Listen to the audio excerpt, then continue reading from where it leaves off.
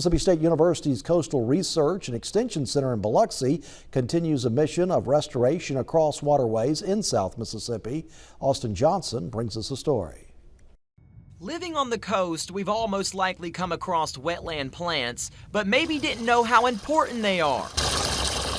That is why MSU's Coastal Research and Extension Center has worked for years to educate and grow plants for coastal restoration. They provide the habitat for all of, the fish, the crustaceans, all those types of invertebrates that live in the water. Not only that, but they function like natural sponges, slowing the force of waves, ultimately reducing flooding and storm impacts. So eventually they will get repotted into kind of a 4-inch pot size. Extension associate Caitlin Mitchell says they are growing native wetland plants in hopes of offsetting a demand needed for living shoreline restoration projects. We have so much need, so much demand, and not enough people growing them. Here at the greenhouse, 15,000 plants of smooth cordgrass and black needlerush are being grown.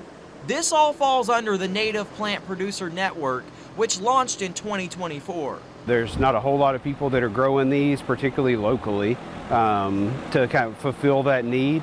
So this program was developed with the purpose of trying to bridge supply and demand. On September 8th, Mitchell was granted permission by the Harrison County Board of Supervisors to collect seeds across the beach in Biloxi with a new goal of eventually growing dune species for coastal restoration. And that's basically just so that we can kind of go out and see what we can start growing here at our office. The program is aiming to build a network of plant growers that will work hand in hand with contractors on coastal restoration projects. In Biloxi, Austin Johnson, WLOX News Now.